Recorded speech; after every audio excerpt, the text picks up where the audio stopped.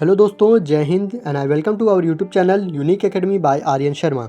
आज का टॉपिक हम डिस्कस करेंगे कि आरबीआई ने पेटीएम्स इंडिया बैंक को क्यों बैन कर दिया गया है और इसके अंतर्गत कौन कौन सी सुविधाएं या कह सकते हैं कौन कौन सी सर्विसेज जो बैन हो जाएंगी पेटीएम ऐप के अंतर्गत, उन सभी को आज हम डिटेल में डिस्कस करेंगे। So watch this video till end and share this video to your friends and like share subscribe to our channel. दोस्तों, आरबीआई ने पेटीएम को बैन कर दिया है। अगर आपके पास वॉलेट या फिर सेविंग अकाउंट है या फिर पेटीएम का फास्टैग भी है तो सब कुछ 29 फरवरी 2024 तक बंद हो जाएगा। इस वीडियो में हम सब कुछ स्टार्टिंग से एंडिंग तक डिस्कस करेंगे। So watch this video till and. 31 जनवरी 2024 को आरबीआई ने एक प्रेस रिलीज किया जिसमें कि बताया कि पेटीएम बैंक की जो सर्विसेज थी अब उसमें आप डिपॉजिट नहीं कर पाओगे। कब तक? 29 फरवरी 2024 तक आप डिपॉजिट करोगे, फिर उसके बाद ये सारी सर्विसेज आपकी क्लोज कर दी जाएंगी। आपके पास यदि फास्टैग है या फिर यूपीआई या फिर पेटीएम का एनपीसीआई, सारी चीज़ें ही बंद कर दी जाएंगी। डिटेल में जानने से पहले हम पेटीएम की थोड़ी हिस्ट्री के बारे में समझते हैं। पेटीएम कब आया, कैसे कैसे उसने ग्रोथ की मार्केट में, कैसे कैसे उसने डेवलपमेंट किए अपने आप को एक पेटीएम बैंक कन्वर्ट करने में, वो सारी डिस्कस करते हैं। पेटीएम जो लॉन्च हुआ था 2009 में लॉन्च हुआ था। 2012 में इसका पेटीएम गेटवे आया था। यहाँ पर क्या होता था, पहली बार 2012 में ये सिर्फ मोबाइल रिचार्ज की सुविधाएं देते थे अपने कस्टमर्स को। 2014 में इन्होंने क्या लॉन्च किया, पेटीएम वॉलेट स्टार्ट किया, जिसके अंतर्गत इन्होंने अपने जो अकाउंट थे पेटीएम उसको बैंक से लिंक करने के लिए परमिशंस दे दी थी कि आप अपने बैंक से लिंक करके आप ट्रांजेक्शन्स कर सकते हो अपने मोबाइल फ़ोन से। तो यहाँ से 2015 तक इन्होंने 2014 तक ये सुविधाएँ दी। फिर 2015 आते तक इन्होंने क्या किया कि शॉप ओनर्स और जो कमर्शियल बिजनेस से थे, कमर्शियल मार्केट में जो शॉप्स थी, उनको क्यूआर कोड प्रोवाइड करना स्टार्ट किया। अब यहाँ पे मेजर चेंजेस जो आया इनके बैंक्स में वो 2017 में आया, जबकि इन्होंने काफ़ी ज़्यादा जब एक्सपेंड करने लगे इन्हें, तो आरबीआई ने भी इन पे नज़र डालना स्टार्ट की कि ये एक्सपेंड इतना बड़ा मार्केट ये क्रिएट कर रहे हैं तो कहीं इन्होंने कोई अपने नियमों का उल्लंघन तो नहीं किया। तो अब जब इन्होंने 2017 में लॉन्च किया पेटीएम फास्टैग और 2019 में जब इन्होंने साउंड बॉक्स लॉन्च किया, जितने भी शॉपकीपर्स हैं, मर्चेंट्स हैं उनके लिए लॉन्च किया था। फिर 2024 में इन्होंने अपना पेटीएम गेटवे ऑनलाइन मर्चेंट्स के लिए कंबाइन कर दिया। काफ़ी लोग को तो इसमें भी डाउट होगा कि पेटीएम एक प्रकार की चाइल्ड कंपनी है कि पेरेंट कंपनी है। तो आज मैं ये क्लियर कर देता हूँ कि पेटीएम एक प्रकार की चाइल्ड कंपनी है। पेटीएम की जो पेरेंट कंपनी है वो है 197 कम्युनिकेशन लिमिटेड, जिसे हम ओसीएल के नाम से जानते हैं, और इसी के अंतर्गत इसी के अंदर आती है चाइल्ड कंपनी जिसका नाम है Paytm payments bank limited, PPBL जिसे हम कहते हैं। और इसी के अंतर्गत हम जितने भी प्रकार के saving, current accounts, wallet, FASTag, UPI, ये सारे यूज़ करते हैं वो पेटीएम पीपीबीएल के अंदर ही यूज़ करते हैं। पेटीएम बैंक्स के अंदर ये सारी जितनी भी सर्विसेज आपको पेटीएम बैंक से देता था वो सारी ही 29 फरवरी 2024 तक क्लोज कर दी जाएंगी आरबीआई के रूल के अकॉर्डिंग। अब ये सारी चीज़ें क्लोज तो कर दी जाएंगी, बट आरबीआई ने क्या क्या बोला है और उसको भी एक बार समझते हैं।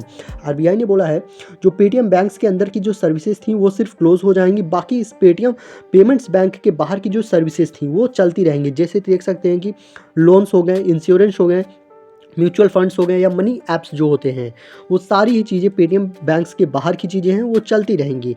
जो इसके अंदर की जितनी भी सर्विसेज मैंने अभी आपको बताई, वॉलेट, सेविंग और करेंट अकाउंट, फास्टैग, यूपीआई, ये सारे ही ट्रांजेक्शन्स आपके बैन हो जाएंगे।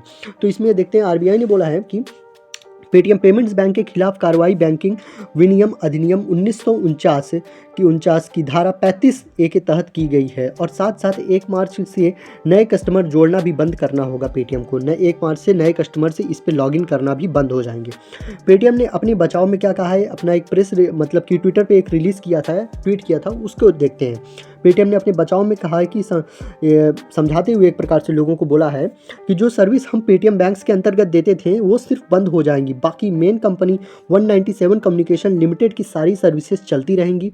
और जल्द ही हम नए बैंक के साथ जुड़कर पेटीएम बैंक की सर्विसेज को स्टार्ट भी करेंगे और जो उस पर बैन लगा है उसको भी हटवाएंगे। कहने का अर्थ ये है कि पेटीएम अब जल्दी से जल्दी जितने भी एक वेल वेरीफाइड बैंक्स है, जैसे एसबीआई, एक्सिस बैंक और आपका पीएनबी हो गया और आपका देना बैंक हो गया, यूनियन बैंक हो गया, इन किसी भी बैंक के साथ वो टाई अप करेंगे और जितनी भी सर्विसेज वो दे रहे थे आपको पेटीएम बैंक्स के अंतर्गत, पहले यूपीआई हो, वॉलेट हो या फिर सर्विस, सेविंग अकाउंट या फिर करेंट अकाउंट, जितनी भी सर्विसेज दे रहे थे वो बैंक से किसी दूसरे बैंक से टाई अप करके वो उनको आपको प्रोवाइड करेंगे।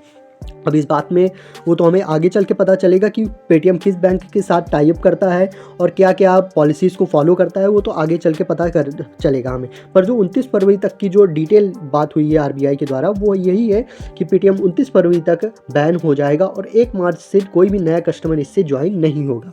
आइए इनका कहना है कि ग्रे सर्विसेज, आप लोग एक बात ध्यान रखिएगा, ग्रे सर्विसेज इसी को कहते हैं कि आपका एक ऐप हो, आप उसमें प्रोवाइड्स का सर्विसेज प्रोवाइड करते हो और किसी दूसरे बैंक से आप टाई अप होते हो, तो इसी प्रोसेस को हम ग्रे सर्विसेज कहते हैं। मतलब नाम तो आपका रहेगा पर तो जो आप सर्विसेज दे रहे हो वो दूसरे बैंक्स की लेके दे रहे हो, तो इसी को हम ग्रे सर्विसेज कहते हैं। और इसी के कारण अब पेटीएम क्या बोल रहा है कि ग्रे सर्विसेज के द्वारा ही हम फास्टैग, वॉलेट और यूपीआई और क्यूआर साउंड जो हैं, और आपके जितने भी प्रकार के मर्चेंट्स लोगों के पास क्यूआर है या फिर साउंड बॉक्स है, वो सारी ही सर्विसेज दूसरे ब्रांड से साथ जुड़ के चलती रहेंगी और इस पर जल्द से जल्द बैन हटवाया जाएगा। ये कितना ये बात सही हो पाएगी वो तो आगे चल के हमें पता चलेगा। अब उस पर हम डिस्कस कर लेते हैं कि आप अपना जो अभी पेमेंट्स, आपका पेटीएम पेमेंट्स बैंक में जितना भी पैसा है, जितना भी अमाउंट ऑफ मनी है, वो कैसे आप इसको सेव कर सकते हो और कैसे इसको बिना एक पैसा लॉस्ट हुए आप अपने से कैसे उसको बचाव कर सकते हो। तो इसके लिए आप सभी जो प्रेजेंट टाइम में कुछ एक्शंस आपको जरूर लेने हैं कि 29 फरवरी से पहले आप अपने पेटीएम वॉलेट्स का सारा अमाउंट अपने वैलिड बैंक या फिर एसबीआई, यूनियन, पीएनबी जैसे बैंक्स एक्सेट्रा, उन सभी में आप ट्रांसफ़र कर लीजिए। यदि आपने पेटीएम पेमेंट्स बैंक भी क्रिएट कर रखा है, पेटीएम पेमेंट्स बैंक का भी पैसा ट्रांसफ़र कर लीजिएगा अगर आपने बनाया है तो, ठीक है। आपने जेनरिक बैंक में से न्यू फास्टैग बनवा लीजिए। जो पेटीएम का फास्टैग था वो 29 फरवरी तक वैलिड नहीं, 29 फरवरी के बाद वैलिड नहीं होगा। इसलिए कुछ बैंक्स आजकल अपना खुद का फास्टैग और खुद का क्यूआर कोड भी प्रोवाइड करते हैं, तो आप अपने बैंक में जहाँ पे भी अकाउंट हो, आप वहाँ से अपना फास्टैग भी क्रिएट करवा सकते हैं। आप वहाँ से अगर बैंक से एक फॉर्म फिल करके आप वहाँ से क्यूआर कोड भी अपने दुकानों के लिए ले सकते हैं अपने वैलिड बैंक का, तो डायरेक्ट आपका पैसा आपके बैंक में चला जाएगा। अब आगे वाले टाइम में आने में पता चलेगा कि आरबीआई के रूल्स और रेगुलेशंस को ये फॉलो कर पाते हैं कि नहीं, और इसको हमें देखना होगा कि आगे क्या जो न्यूज़ आएगी वो मैं आपके साथ ज़रूर शेयर करूंगा। आज के लिए बस इतना ही। पेटीएम की हिस्ट्री इतनी थी, पेटीएम के बारे में इतनी कुछ चीज़ें थी, आरबीआई ने क्या कहा, पेटीएम ने क्या कहा अपने ट्वीट में, वो सारी चीज़ें इस वीडियो में कवर हो चुकी हैं। अगर वीडियो आपको अच्छा लगा हो तो ज़रूर लाइक कर दीजिएगा, अपने दोस्तों के साथ भी ज़रूर चैनल को शेयर कर दीजिएगा और हमें सब्सक्राइब करके ज़रूर सपोर्ट करिए। जय हिंद।